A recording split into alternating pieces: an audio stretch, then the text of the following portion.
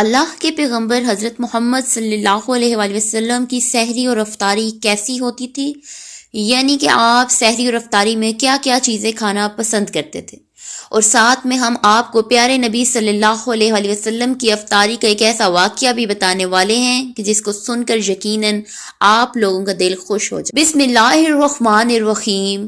لاکھوں کروڑوں درود و سلام حضرت محمد صلی اللہ علیہ وآلہ وسلم پر اور ان کی آل اولاد۔ ناظرین، حضرت انس رضی اللہ تعالی عنہ فرماتے ہیں کہ اللہ کے نبی صلی اللہ علیہ وآلہ وسلم مغرب کی نماز سے پہلے چند کھجوروں سے افطاری فرماتے تھے، یعنی کہ آپ تازہ کھجوروں سے افطاری کرتے تھے۔ اگر تازہ کھجور نہ ملتی تو پھر آپ خشک کھجور سے یعنی کہ سوکھے کھجور سے افطاری فرماتے، اور اگر کبھی خشک کھجور بھی نہ ملتی تو پھر آپ یاد رکھیں کہ تازہ کھجور سے افطاری کرنا مستحب ہے، اور اگر تازہ کھجور نہ ملے تو چھوہارے سے کھولنا بہتر ہے، اور اگر خشک چھوہارا بھی نہ ملے تو پھر پانی سے افطار کرنا بھی ہمارے نبی پاک صلی اللہ علیہ وآلہ وسلم سے مستحب ہے کہ آپ چند چلو پانی پی کر افطاری کرتے تھے، یعنی کہ تھوڑے سے پانی کو پی کر آپ افطاری کرتے۔ ایک اور حدیث پاک میں ہے کہ اللہ کے نبی صلی اللہ علیہ وآلہ وسلم ان کھجوروں سے یا پھر کسی ایسی چیز سے افطاری فرماتے جو کہ آگ کی پکی ہوئی نہ ہو، جیسا کہ پھل، فروٹس، یا پھر اس کے علاوہ جوس یا دودھ کے ساتھ بھی روزہ کھولنا بہتر ہے۔ یاد رکھیں کہ اللہ کے نبی صلی اللہ علیہ وآلہ وسلم افطاری میں آگ پر پکی ہوئی چیزوں کو نہیں کھاتے تھے۔ اس کا مطلب یہ نہیں کہ آپ نے ان کو کھانے سے منع فرمایا، بلکہ اس کے بارے میں آپ نے ارشاد فرمایا کہ افطاری میں آگ کی پکی چیزیں نبی پاک صلی اللہ علیہ وسلم نے ناظرین جب سحری کھاتے تھے تو بالکل آخری وقت میں کھاتے۔ ادھر حضرت بلال اذان دے رہے ہوتے، ادھر آپ آخری لقمہ کھا رہے ہوتے، ادھر سورج نیچے ہوتا ڈوبتا۔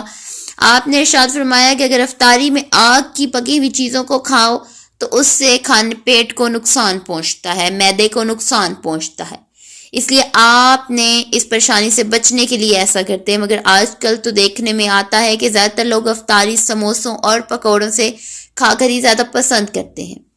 کیا ایسا ہے یا نہیں؟ ایک مرتبہ اللہ کے نبی صلی اللہ علیہ وسلم سحری کے وقت میں بکرے کی سری کھا رہے تھے۔ حضرت علی رضی اللہ تعالیٰ عنہ بھی آپ کے ساتھ تھے۔ اتنے میں حضرت بلال رضی اللہ تعالیٰ عنہ نے آپ صلی اللہ علیہ وسلم سے کہا کہ وقت ختم ہو گیا، میں اذان دینے کے لیے جا رہا ہوں، آپ برائے مہربانی کھانا پینا بند کریں۔ یہ کہہ کر حضرت بلال اذان دینے چلے گئے اور اذان دینے کی تیاری کرنے لگے۔ اتنے میں حضرت بلال کو خیال آیا کہ پتہ نہیں میرے نبی پاک صلی اللہ علیہ وسلم نے کھانا پینا بند کیا یا نہیں، اسی لیے حضرت بلال رضی اللہ تعالیٰ عنہ نیچے آئے اور کہا کہ اللہ کی قسم کھانے پر اللہ نے اس کو پہلے ہی نکال دیا کہ کہیں تیری قسم جھوٹی نہ پڑ جائے۔ اور پھر حضرت علی رضی اللہ تعالیٰ نے فرمایا کہ بلال اگر قسم نہ کھاتے تو جب تک میرے نبی پاک صلی اللہ علیہ وسلم کھاتے رہتے تب تک صبح صادق نہ ہوتی۔ اب ناظرین، آپ کو ان 10 چیزوں کے بارے میں بتاتے ہیں۔ آپ کچا پیاز اور لہسن کبھی نہیں کھاتے تھے، آپ ان کو ان کی بدبو کی وجہ سے ناپسند فرماتے۔ یاد رکھیں کہ اللہ رسول پاک صلی اللہ علیہ وسلم کو اگر کوئی چیز یا کچھ کھانا پسند نہ ہوتا تو آپ اس کو چھوڑ، یعنی کہ اس کو نہیں کھاتے، مگر آپ اس چیز کو برا نہیں کہتے۔ حدیث پاک میں ہے کہ جن کو اللہ کے پیارے نبی پاک صلی اللہ علیہ وسلم بہت پسند فرماتے تھے اور شوق کے ساتھ تناول فرماتے تھے۔ یاد رکھیں کہ اللہ کے پیارے نبی پاک صلی اللہ علیہ وسلم کا کھانا پینا بڑا ہی سادہ تھا۔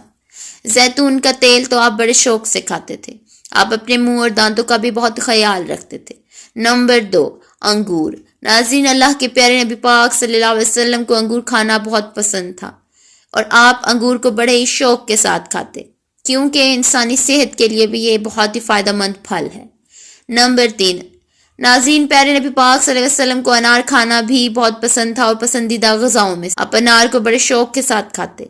آپ نے فرمایا کہ انار جنت کے پھلوں میں سے ایک پھل ہے۔ نمبر 4، انجیل۔ ناظرین، اللہ کے نبی حضرت محمد صلی اللہ علیہ وسلم کی پسندیدہ غذاؤں میں سے ایک غذا انجیر بھی ہے۔ آپ صلی اللہ علیہ وسلم نے فرمایا کہ انجیر بھی جنت کے پھلوں میں سے ایک پھل ہے، کیونکہ جنت میں جتنے بھی پھل ہوں گے وہ انجیر کی طرح ہوں گے۔ ان میں انجیر کی طرح نہ تو کوئی چھلکا ہوگا اور نہ ہی کوئی گٹھلی ہوگی۔ اس کے علاوہ آپ صلی اللہ علیہ وسلم نے فرمایا کہ انجیر کا پھل کئی طرح کی بیماریوں کو بھی روکتا ہے۔ نمبر 5، تربوز۔ ناظرین، اللہ کے نبی پاک صلی اللہ علیہ وسلم کو افطاری میں تربوز بہت زیادہ پسند تھا. آپ اکثر تربوز کو کھجور کے ساتھ ملا کر کھاتے. نمبر 6، حضرت عائشہ رضی اللہ تعالی عنہا سے روایت ہے کہ اکثر گائے اور بکری کا دودھ آپ استعمال کرتے، تو کبھی خالص تو کبھی پانی ملا کر پینا پسند کرتے. نمبر 7، شہد. ناظرین، اللہ کے پیارے نبی پاک صلی اللہ علیہ وسلم کو شہد بھی بہت زیادہ پسند تھا اور اکثر شہد کا استعمال کرتے تھے، اور یہی نہیں، شہد کا ذکر تو قرآن پاک میں بھی کئی دفعہ آیا ہے. نمبر 8، گوشت. ناظرین، پیارے نبی پاک صلی اللہ علیہ وسلم کو گوشت کھانا بھی بہت پسند تھا، اور آپ نے فرمایا کہ دنیا اور جنت دونوں جگہوں میں سب کھانوں کا سردار گوشت ہوگا. آپ صلی اللہ علیہ وسلم شوربے والے گوشت کو زیادہ پسند فرماتے تھے. آپ کو بکرا اور بکری، دمبا اور اونٹ کا گوشت زیادہ پسند تھا.